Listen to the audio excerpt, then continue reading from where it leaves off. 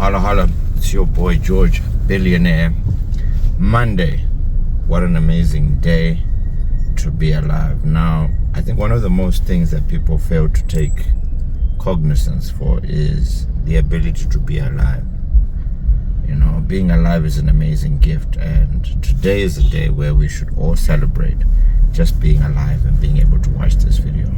You should take a moment just to pause this video and just say, thank you, God, for all these amazing things you're doing in my life. Just be grateful. Spend a minute just thanking God for your health, your life, and every single thing that you have. Because a couple of years ago, you weren't where you were today.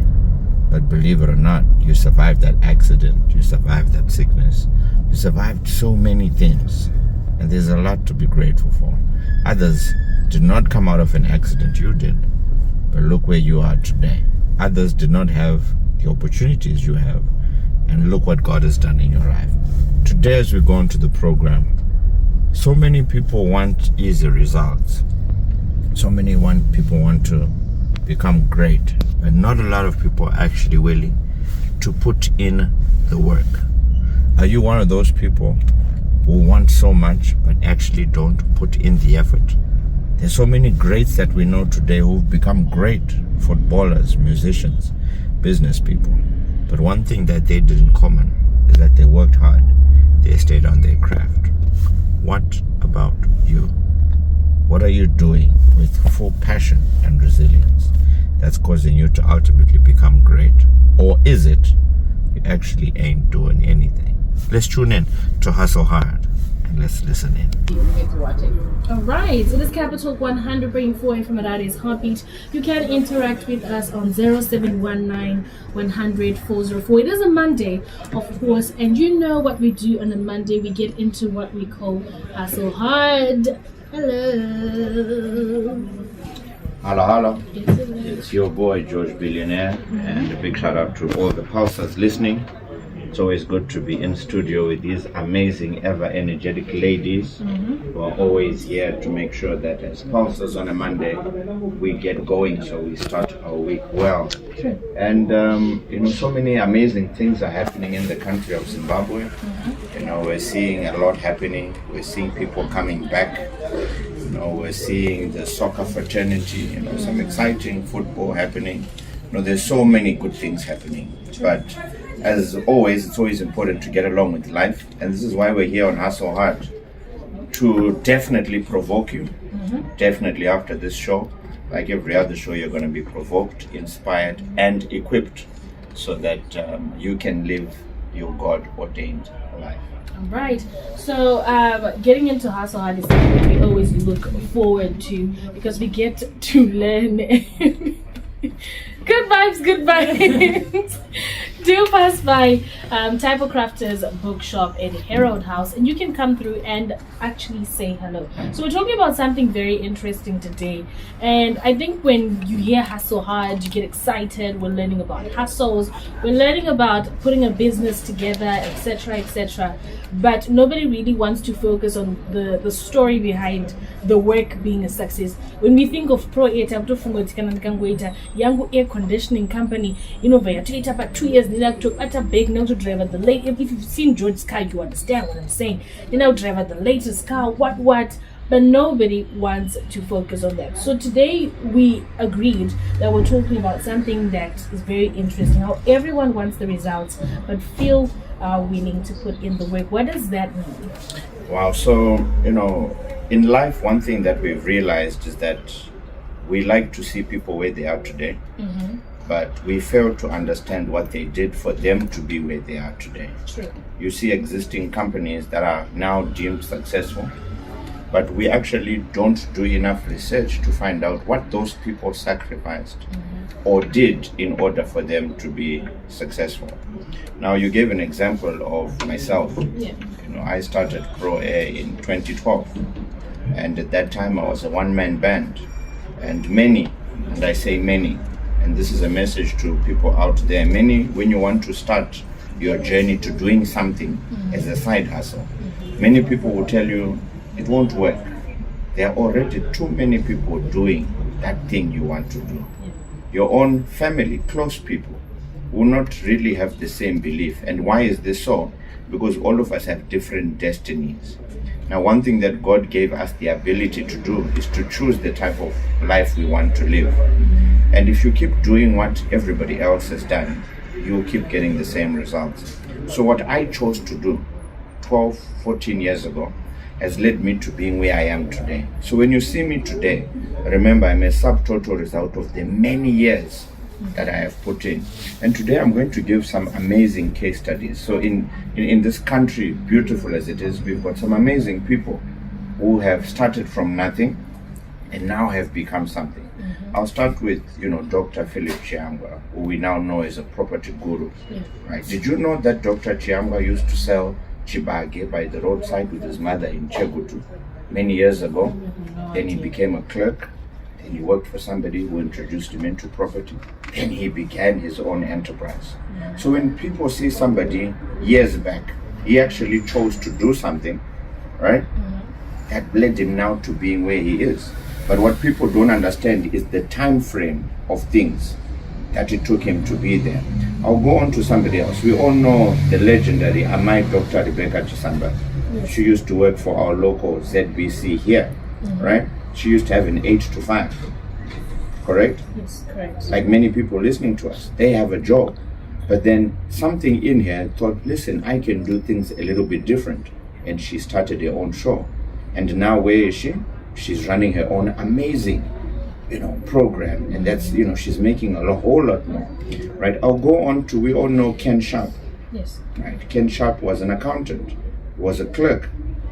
And now he's one of the property gurus. I'll go to, we all know Honorable Scott Sakukwanya. He started as a garden boy, right? So people forget that somebody started as lowly as a garden boy, and they don't understand the years it took for somebody to be where they are today. But most don't like the effort of actually going down and actually working. We all know, of course, Wicknow and where he started. He used to be a bus conductor. Really? Believe it or not, so most people don't realize the stories before. He used to work for Mabaz down in Willowvale, and because he just had a big dream and a big vision, he kept working on himself until, he got more and more exposure. And this is the thing that people don't see. I could go on and on talking about a lot of people, but this life that we live, everybody wants the flashy life. Everybody wants the successful life. Everybody now sees all these people and so many more I could have mentioned, but they don't want to go through the process.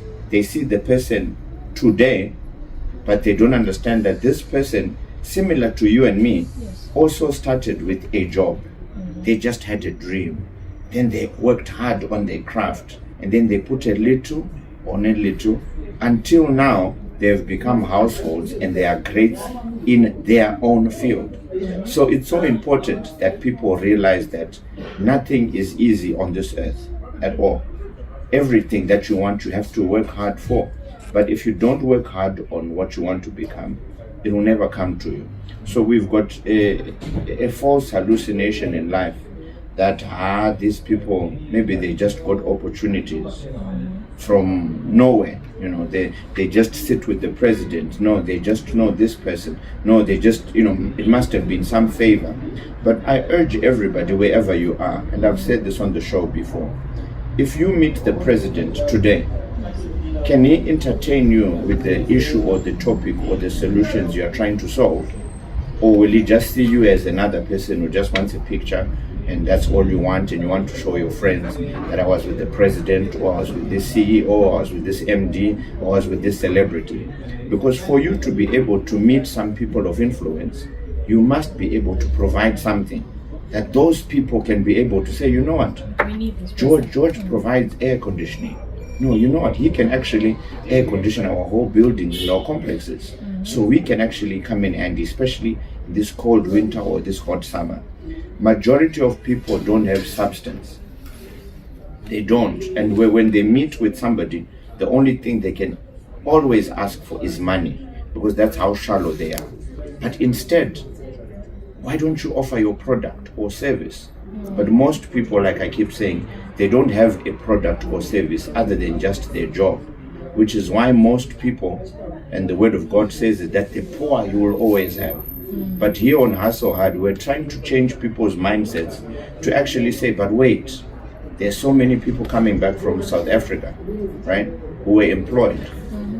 That is a huge blessing in disguise for many people coming back. Because now, whether you're working in a restaurant, you can start something.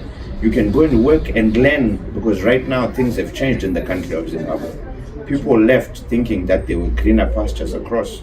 But now if you come back and you see how developed the country is, there's definitely space for you if you have a skill, a product, or a service. So we need to get away from this talking lowly of people where we actually are not putting in work. All the people that you see in the country who have substance, who are successful, have done a lot of hard work behind the scenes. They have sacrificed. You know, I look at the amazing story of Dr. Strive Masiwa, and he used to work at the Post and Telecommunications company, now called Tel1, way back, until he then decided to start his own enterprise. So when people don't understand that, wait, so you mean Munwese akatomboshanda for a season until something in them said, you know, why don't you start your own thing? This is the message across the board. We've spoken about Dr. Nigel Chanakira. He used to work at a former bank before he started his own bank, right? Believe it or not, we all know Prophet Hubert Angel, right? Yes. Prophet Hubert Angel used to work for Ken Sharp as an account clerk before he became a man of God. But something, whilst he was working, then provokes you to say, listen, why don't I start something? So people don't like to go through the hardships of reaching success. And this is why they will always mock and murmur and speak lowly of people. But when you actually then understand the hardship time, when that person was underground as a seed, when nobody saw any progress, when they were watering themselves. But now when they begin to grow and germinate, so many people want to say, he did this, he did that. No, it's connections. No, it's this. But it's a lot of hard work behind the scenes that leads to success. So we shouldn't be a generation of people who want things easy. Let's understand, for a tree to bear fruit, it must go through a purpose, a time, a period of actually growing.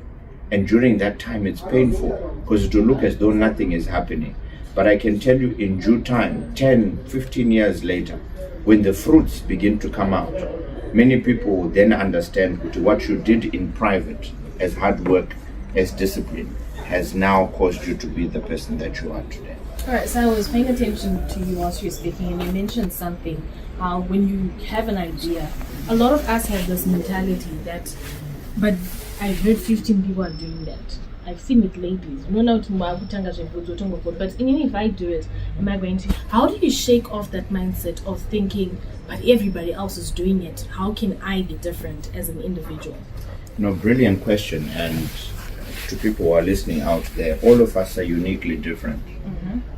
We all know that there are service stations around the country. We all know there are food outlets. We all know there are clothing shops, barbers, hair salons. The reason why you go to your specific person, and your hair is looking lovely today, Precious. Thank you so much. You see, the reason you go to that specific person who does your hair, when there are 1,000 more, probably in the same shop, is the same thing. We all have what is called our unique selling prep, our USP. What is unique about what you're offering? You need to have a unique selling proposition, whether it's food, whether it's hair, whether it's service. You know, there's a specific garage where I get my car serviced, and before the time for service, they send you a message. They'll give you a complimentary car to drive whilst they're servicing your car. They'll offer to come and collect it. Those are unique selling propositions. So there can be many garages, but it's how you do things differently that makes people appeal to you. And you know, in this modern day and age, you'll find people like convenience. People like these pop-up messages. People like, and all of us have received birthday messages, whether it's from our banks, it's from wherever. Those are the small things that relate to human beings. So whenever you're doing a business, think of yourself as a client in your own shop. How would you want to be treated? How's the ambience? How's the cleanliness? How's your product? Because if you look at most products, they're actually all the same. It's the same cell phone, the same laptop, the same car. But why is this person selling more than the other? So there's a lot of things regarding PR, the way you handle your customers, that difference. So with people out there, it's not about I just have the product in the shop, but it's also how are you marketing it? How's your PR? And so many more other things that then cause people to choose you compared to everybody else. All right, there's a message on the WhatsApp platform. Somebody says, hey guys, I'm new here. I want to know from George, what has been the hardest season of your own journey? Yeah, the hardest season, like I said, thank you so much for that question. The hardest season for my entrepreneurship journey was right at the beginning, when I thought I could do everything by myself. When I thought I could be the marketer, the telesales, everything. And I thought I didn't need help from somebody. And this is why I urge so many people. And this is the reason I come on this show, to help mentor people. Because without a mentor, somebody telling you and guiding you on your path, you won't go very far. Most greats of greats have stood on the shoulders of mentors. This is why they didn't have to fall or fail, because they were told what to do. So wherever you are, especially when you want to start this journey of entrepreneurship, ask somebody who has done it. What did you do in the first year with your finances? When you understand, would you know, the first season of finances, do not eat that money. Because I tell you, money is sweet when you begin to see what entrepreneurship is truly self-empowerment. You can get into the delusion, let me just eat this money. And remember, every business, no matter what it is seasonal. There's a time in summer, like for us in air conditioning, we are selling air cons every other day.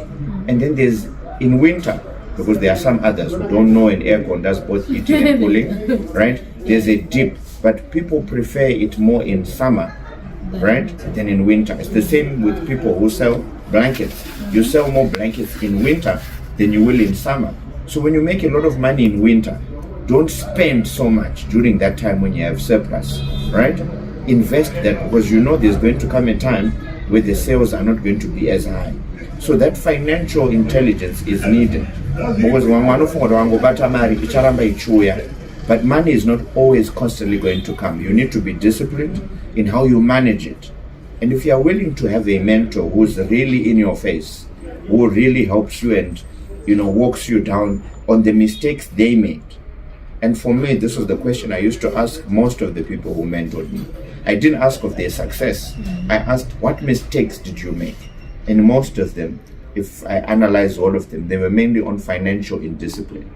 And they told me that, George, don't buy a new car, don't spoil yourself, don't buy all these designer things, live a simple life, invest in the business. Up until 10 years, then maybe you can begin a little bit to spoil yourself, but focus on the thing that gives you money. If you take care of that thing will take care of you in the long term. All right, so you mentioned financial discipline, right? I want to understand, maybe you're just starting a business and maybe you are now starting to get the money. At what point do you now start using the money for your own personal use? Okay, so it's always important to reward yourself. Right. You must pay yourself, but pay yourself just to go by, but focus on the business. Because once the business grows, automatically you also are going to grow. This is why you see companies have branches, right? Yeah. Because if you have one branch, you can only make such amount. But when you have multiple branches, or when you have more cars for deliveries, or when you have far more wider range of products, then you can be able to make a whole lot more money. So it's important. And this is what I love about, some of my mentors have told me, delay, the personal self-gratification. Delay it as much as possible. Don't buy the designer things earlier on when you begin to make money. Make sure your products, because if you have stock, you are far more wealthier than buying yourself clothes that make you look good, but financially you're not good. So it's better to have plenty stock, plenty reserves in your business, and actually have no cash in your pocket. Because at any time, every day, there's a sale coming, which definitely will change you, rather than spending that money on a brand new car. And yet, yes, the people will see you, because but then after people see you, then what are you going to do?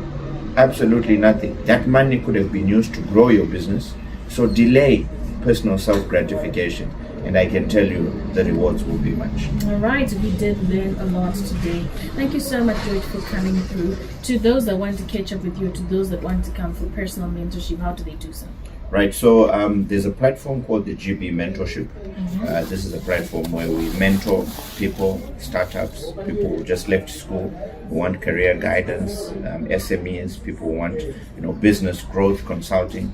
They can reach me on 0712 840 840, and the GB Mentorship Instagram page is also there to be able to see the various things that we do, and there's so much videos on my YouTube channel where people definitely can learn a lot even without seeing me.